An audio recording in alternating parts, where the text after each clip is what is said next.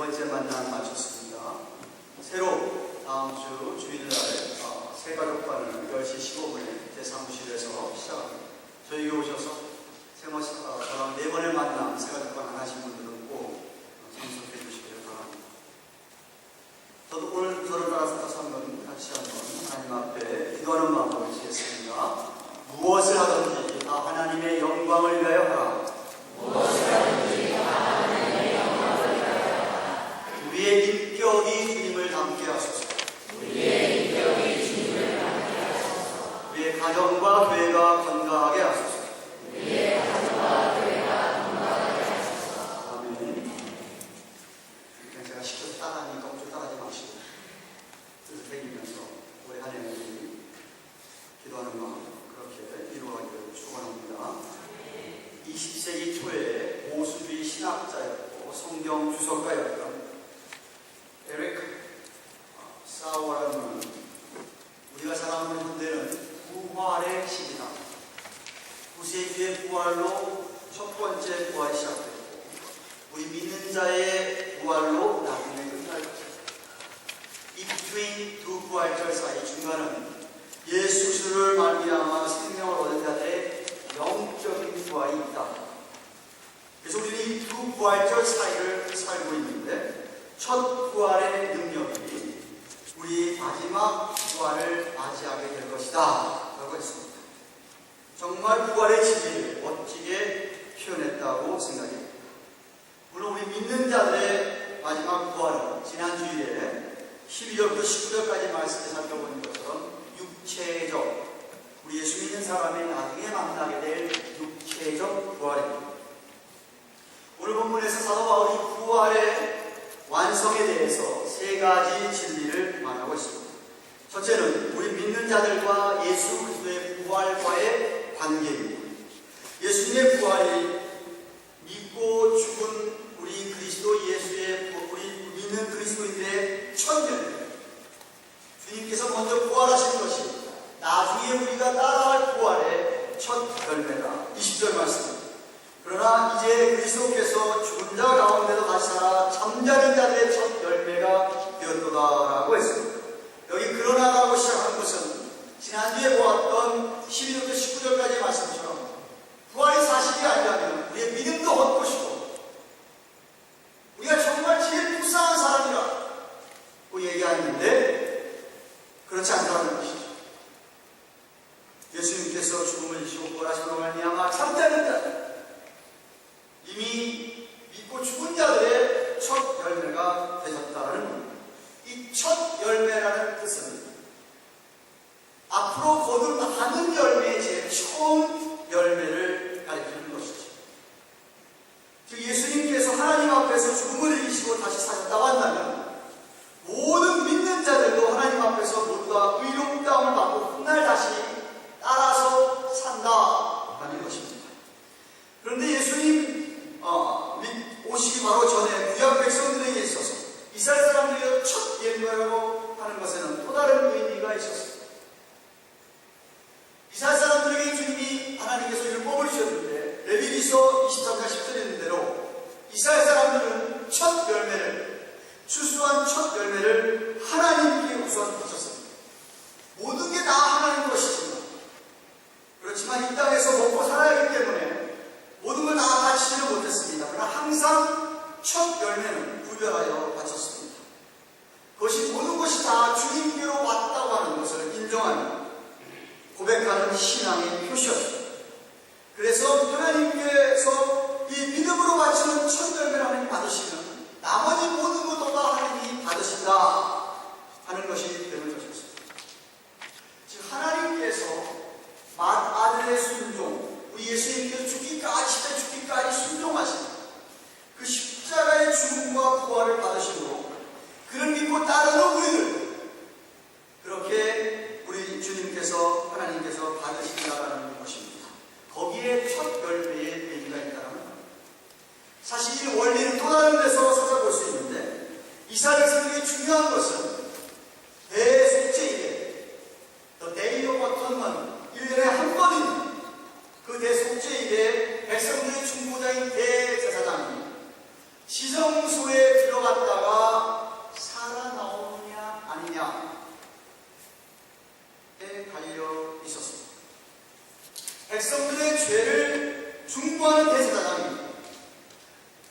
지성소에 들어갔다가 죽임을 당하고 나오지 못한다고 하는 것은 하나님께서 그 백성들을 거부하시는 것이었습니다.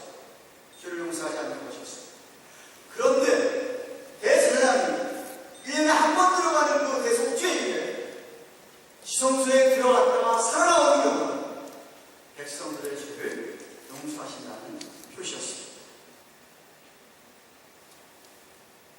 이 진리를 다른 각도에서 우리에게 적용을 하자면, 만약 저와 여러분이 드리는 이 예배가 하나님 앞에 온전히 닫혀지는 예배가 된다고 한다면 우리의 삶이 하나님께 바쳐지는 것과 다름이 없습니다. 그런데 여기 드리는 예배가 하나님께서 받으시는 예배가 아니라고 한다면, 여러분이 예배를 드리면서 하나님을 만나지 못한다고 한다면 나머지 여러분의 세상에 보는 삶은 아무런 의미가 없는 삶이라는 것입니다.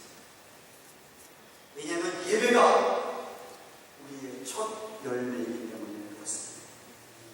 그래서 여러분이 어찌하든지 예배를 통하여 살아계신 하나님을 만나시기를 바랍니다. 그러면 여러분 다른 삶 속에서도 하나님께서 여러분과 동행하시는 것을 체험하게 될 겁니다. 이어서 바울은 21절에 사망이 사람으로 말미암았으니 죽은 자의 부활도 사람으로 말미암는도다라고 하였습니다. 여기 처음 나오는 언급하는 사람은 인류의 대표인 아담을 지칭하는 것이며, 두 번째 사람은 예수 그리스도입니다. 그래서 22절에 설명하기를 아담 안에서 모든 사람이 죽은 것 같이 그리스도 안에서 모든 사람이 삶을 얻으리라 하였습니다. 물론 아담 안에서 모든 사람이 죽었다는 말은 아담의 범죄로 인해서 모든 사람에게는 사망을 가리킵니다. 로마서 5장 12절에 이러므로 한 사람으로 말미암아 죄가 세상에 들어오고 죄로 말미암아 사망이 왔나니 이와 같이 모든 사람이 죄를 지었기 때문에 사망이 모든 사람에게 이르렀습니다 한 거죠. 그러나 그리스도 안에서 믿음을 가진 사람은 생명을 얻게 된다는 뜻입니다. 이렇듯이 성경은 전 인류를 딱 두 종류로 나누고 있습니다. 하나는 그냥 아담 안에서 평생 있는 사람, 어떤 사람은 아담 안에서 믿음으로 나와 그리스도 안에 예수를 믿어서 주님 안에 있는 사람들, 딱 둘로 나뉩니다. 중간은 없습니다. 이것도 아니고 저것도 아닌 사람은 없습니다. 그런데 예수님을 믿고 죽은 사람은 예수님처럼 죽음을 통과한 후에 훗날 다시 사는데 부활하신 예수님의 육체와 똑같은 그런 몸으로 부활하게 됩니다. 참 새로운 신비한 몸으로 부활하는 것이죠. 어떻게 합니까? 요한복음 20장 19절에 보시면 한 번은 부활하신 예수님께서 제자들이 모여있는 어떤 집에 다락방에 오셨는데 문을 통과하지 아니하시고 오셨습니다. 신기한 몸이죠. 똑똑히 알아볼 수 있는 몸인데 문을 통과하지 않으시고 슬그머니 들어오신 것을 안에 있던 제자들이 알아보았습니다. 그런가 하면 요한복음 21장 13절에서는 부활하신 예수님께서 갈릴리 바닷가에 고기를 잡던 베드로 비롯해서 몇몇 사람들 제자들이 고기를 잡고 있었는데 제자들을 불러 너희들 잡은 고기를 가져와라 해서 같이 떡과 함께 고기를 잡수시면서 아침 조반을 함께 했다고 성경이 기록합니다. 무엇을 먹을 수 있는 몸인데 그냥 이렇게 문도 통하지 않고 들어올 수 있는 아주 신기한 몸, 우리의 지성으로는 이해할 수 없는 몸입니다. 그런데 성경은 저와 여러분, 예수 믿는 우리도 육체의 죽음을 통과하고 나면 그렇게 예수님의 그런 부활체처럼 그렇게 부활하게 된다는 겁니다. 헌데 순서가 있습니다. 23절, 24절 상반절을 보면 그러나 각각 자기 차례대로 되니 먼저는 첫 열매인 그리스도요 다음에는 그리스도 강림하실 때에 그에게 붙은 자요 그 후에는 나중이니 라고 했습니다. 제일 먼저 예수님이 부활하셨고 그 후에는 예수님께서 재림하실 때 주님 안에 속한 자들이 부활하게 됩니다. 붙은 자라고 하는 건 주님 안에 속한 자들 가리키는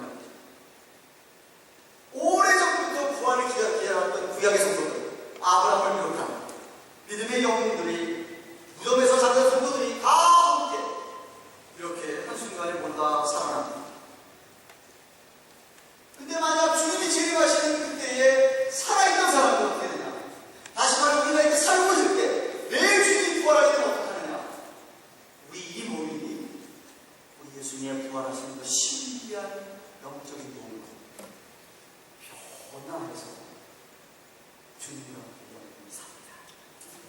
데살로니가전서 4장 16절 17절 말씀입니다.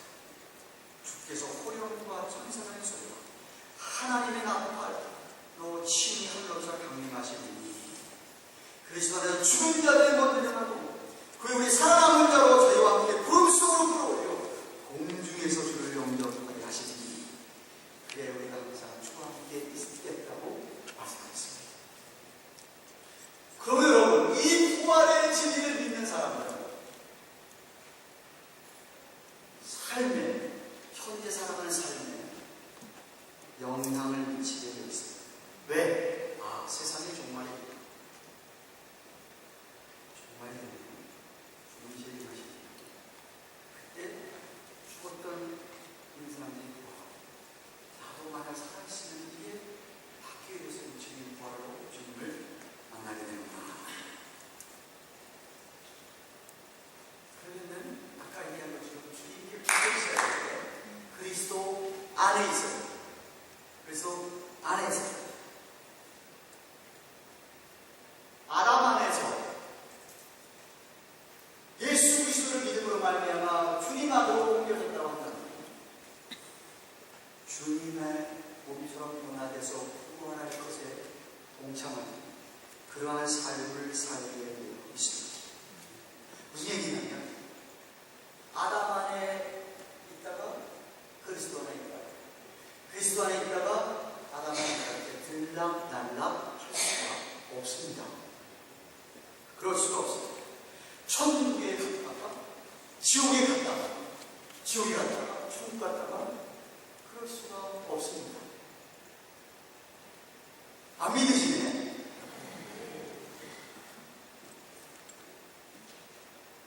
성령이 그렇기 때문에 부활을 믿는다고 합니다. 주님이 재림하지 오늘 오후라도 오시면 좋겠다. 내가 근데 내 마음대로 죄를 짓다가 죄를 짓고 살 수 있을까? 아니면 그리스도 안에 있으면 늘 그리스도 안에 있어요. 그리스도 안에 있다가 아담 안에 가는 사람, 그 사람은 애초부터 그리스도 안에 들어온 사람이 아닙니다. 제가 지금 여러분이 살다가 죄 짓는 걸 얘기하는 건 아니에요. 그리스도 안에 있는 사람, 우리한테 죄를 짓잖아요. 성령께서 그 안에 계시다가 크게 그 사람을 책망하십니다. 그 죄를 회개하게, 애통하게 하고 그 죄로부터 돌이키게 하기 때문에 그의 경우가 오해하지 않습니다. 그런데 예수님께서 누가복음 18장 8절에 인자가 올 때에 세상에서 믿음을 보겠느냐 그랬습니다.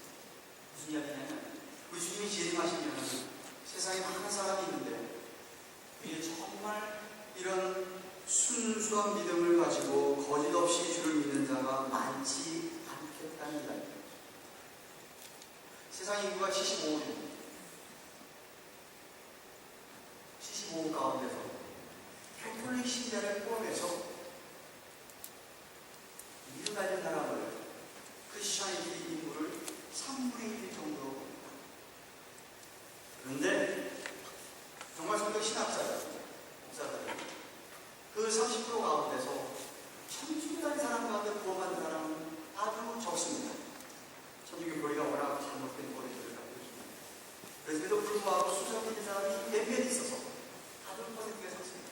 또 개신교에 다니는 사람들 가운데서 교회의 일락날락하면서 교회 티 만드는 사람들 다 제외하면 약 18%가 정말 그리스도 아닌 사람이 아닌가 생각합니다. 그러면 75인구 가운데 약 13억 정도가 진짜 나중에 천국에서 만날 사람. 워싱턴 볼티모어 지역에 10만 정도 있다고 생각하면 약 18,000명, 17,000명 정도가 진짜 그리스도인을 통합니다.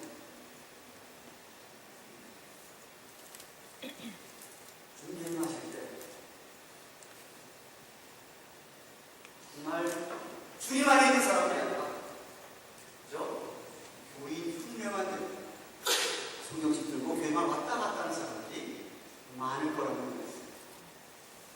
저는 여러분 가운데 그런 분들이 한 분도 없기를 축원합니다. 둘째로, 그러니 예수님을 믿지 않던 아담 안에 있는 사람이 어떻게 될까요? 24절 25절. 그 후에는 나중에 저가 모든 정사와 모든 권세와 능력을 멸하시고 나라를 아버지 하나님께 바칠 때라 저가 모든 원수를 그 발 아래 둘 때까지 불갑을 왕노로 하시리라고 했습니다. 믿지 않는 자들도 요한복음 5장 15절에 의하면 다시 죽었다가 부활을 하려고 합니다. 그런데 성경은 그들을 가리켜서 예수 믿는 사람이 죽으면 잠잔다라고 표현하는데 믿지 않는 사람들에게는 성경이 잠잔다는 표현을 안 하고 있습니다. 죽었다 얘기하고 있고 사망 이야기를 그들도 나중에 부활하는데 그 부활하는 것도 둘째 사망으로 히브리서 9장 27절에 이야기하고 있습니다. 오늘 본문 24절 말씀에 주님께서 이 세상의 모든 정사와 권세와 능력을 다 멸하시고 온 세상을 하나님 아버지의 만물을 다 그 발 아래 꿇게 하는데 꿇게 하고 아버지께 바치게 되는데 그때 오기까지 주님께서 왕노를 하고 계십니다. 이 왕노한다는 말은 지금 말씀은 눈에 보이지 않게 온 세상을 그렇게 잠시 사탄 마귀들이 지금 막 역사하고 있지만 그래도 우리 주님이 왕노를 하고 계시면서 그런 것들을 다 지금 손쉬어 하고 계십니다. 왜 그러면 아까 사탄 마귀를 그냥 잠시 있게 하고 타락한 천사들이 있게 하고 우리에게 악을 보이게 하고 우리를 힘들게 하느냐면 있는 사람들을 이 땅에서 훈련시키고 연단시키기 위해서 했습니다. 그래서 잠시 이렇게 내버려 둡니다. 하지만 믿는 사람들에게는 그런 악한 사탄 마귀와 싸워서 이기도록 은혜를 주시고 힘을 주시는 분들이 주님이십니다. 성령님을 보내십니다. 그런 싸움을 통해서 그 연단을 통해서 여러분들이 더욱더 주님을 닮아가는 것이죠. 제가 왜 아담에 있는 사람이 그 시간에 왔다 갔다 할 수 없는지 이 천국에 있는 사람이 천국 왔다 갈 수 없는지를 어디에 성경이 잘 나타나냐면 누가복음 16장에 있는 부자와 거지 나사로 비유 속에 그 가르침이 있습니다. 여러분 그 내용 아시죠? 부자는 이 세상에 살다가 이 세상에서 정말 하나도 뭐 부족 없이 잘 먹고 잘 살다가 믿음이 없어서 지옥에 갔습니다. 자기들 앞에서 구걸하던 거지는 믿음을 가지고 천국에 갔습니다. 그런데 지옥에 간 부자가 천국을 쳐다보니까 거지가 자기 말 듣던 거지 나사로가 아브라함 품에 있는 것. 근데 자기는 지금 고통을 당하고 너무 목이 많아 갈증이 물 좀 죽여달라는데 건강할 수 없다 못한다 했더니 부자가 큰 사정을 하니까 그러면 내 식구들 가지고 친척이 있는데 그 사람들이 여기 오지 않도록 지옥에 오지 않도록 제발 좀 천사를 보내드렸는데 그 사람들 좀 믿음으로 인도해라. 장면이 이 부자와 거지 나사로 비유해서 나타나고 있습니다. 물론 비유지만 지옥의 모습을 잘 표현해주고 있습니다. 한번 지옥에 떨어진 사람 죽어서 결코 천국으로 인도될 수가 없습니다. 그런데 천주교에서는 어떻게 하겠어요? 사람이 죽으면 그 영혼이 바로 지옥 가나 아닌 게 아니라 연옥이라는 곳에 간다고 생각하죠. 그 영혼이 연옥에 가 있는데 그 살아있는 사람들이 그 죽은 영혼을 위해서 기도하고 그 사람을 위해서 이 세상에 착한 일 하고 헌금 드리고 이러면 그 영혼도 구원받아서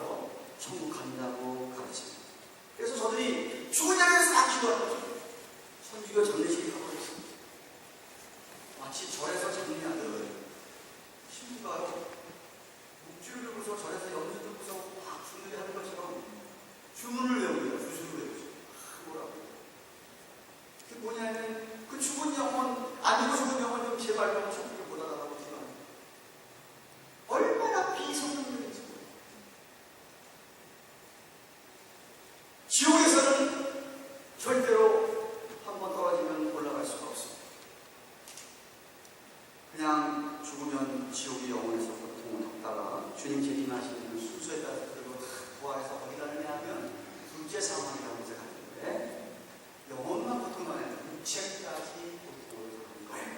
얼마 동안?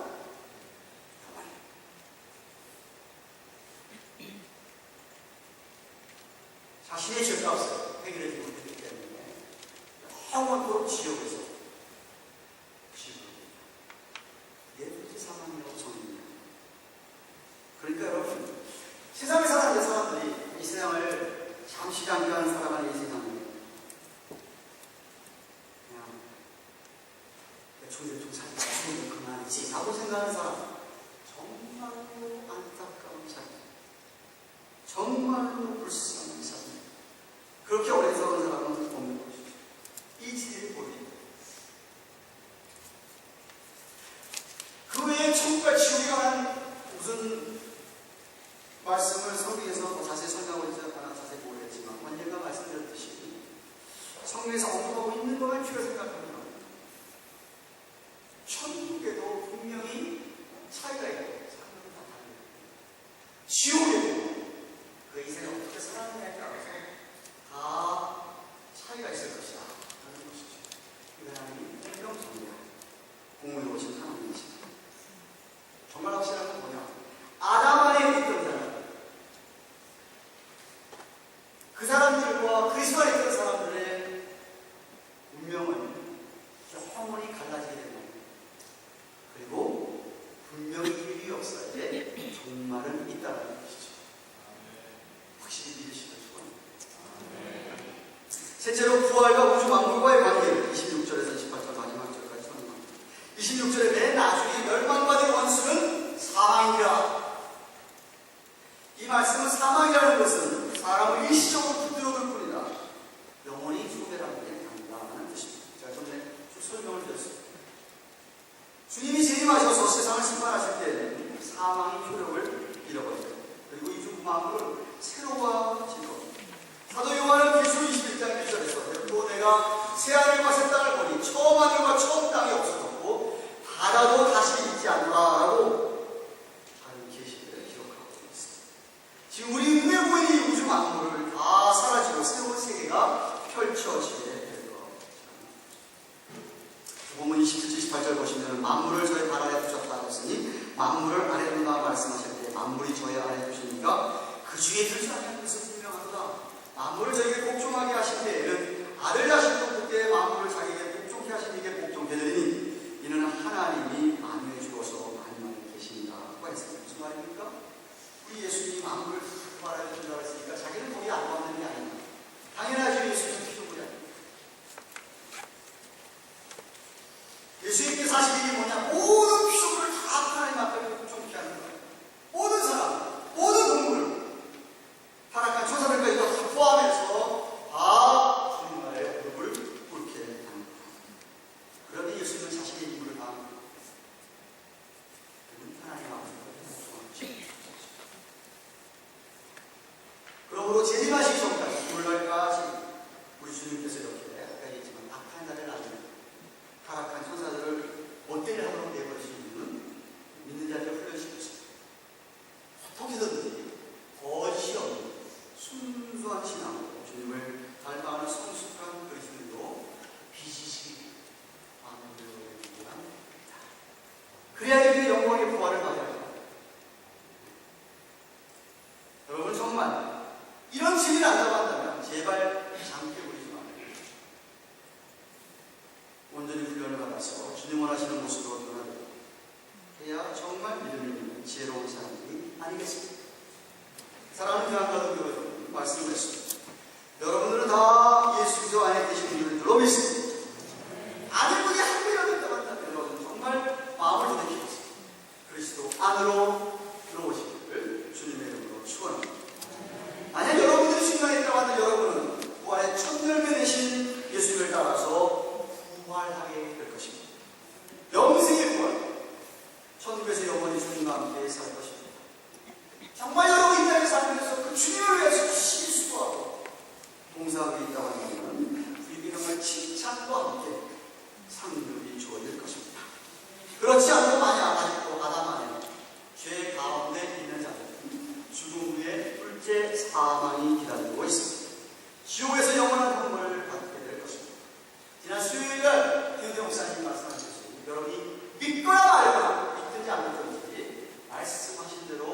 재림하실 것이고 말씀하신 대로 심판하실 것입니다. 분명히 그날은 가까워 있습니다. 그렇다면 여러분 정말 믿는 자들이라고 한다면 여러분은 그리스도 안에 있는 자처럼 말하고 행동하시길 바랍니다.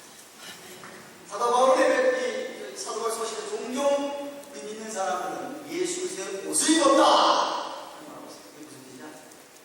여러분 사람이요 옷이 어떠냐에 따라서 그런 행동까지 달라질 수 있습니다. 이렇게 정말 정장을 한 사람이 바깥에 나가서 그냥 반바지에 티셔츠 입은 사람처럼 행동하지 못하십니다. 성간에 사람이 가운 입고 있으면서 가운 입었을 때와 안 입었을 때와의 행동과 마음가짐이 다릅니다. 헌옷을 벗어버리고 역시 헌옷을 벗어버리고 이 그리스도의 옷을 입으라는 말은 그래서 옷을 입은 자처럼 말하고 행동하는 사람입니다. 이게 그리스도 아닙니까?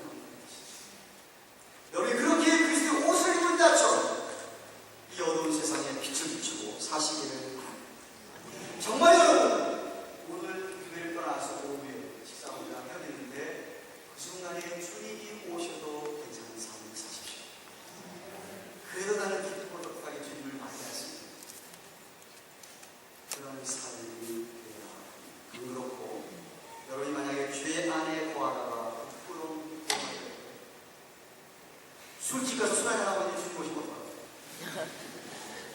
애라고 뭐야 씨로 막 돌리고 있는 주님 오시면 어떡합니까? 다른 여자하고 혼나는 짓 하고 있는데 주님 오시면 어떡합니까? 누가 막 싸우고 있는데 주님 오시면 어떡합니까?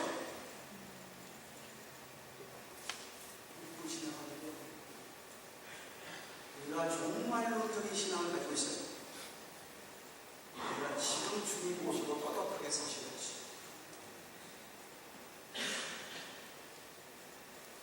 알프레드 노벨이라는 사람이 있었어요.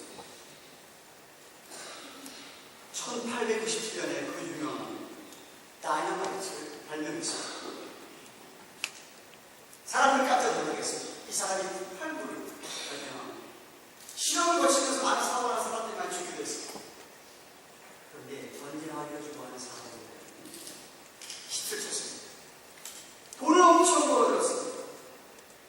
그래서 엄청난 부와 명예를 얻게 됐습니다. 누가 봐도 정말 그 사람 성공적인 삶을 살아가는 사람이었습니다. 그런데 어느 날 신문을 보는데 그 신문에 충격적인 기사가 났습니다. 죽음의 상인 알프레드 노벨 드디어 사망. 자기를 가르치는 말인데 내가 죽지 않았는데 느닷없이 자기가 죽었다는 거예요. 그래서 어떻게 된지 알아봤더니 자기 형인 루드비히 노벨이 죽었는데 그를 알프레드 노벨로 오인한 기사였습니다. 근데 노벨은 기사가 잘못 나왔다는 사실보다 자기를 가르쳐서 죽음의 상인 이런 수식어가 붙었다는 가치에 대해서 엄청난 큰 충격을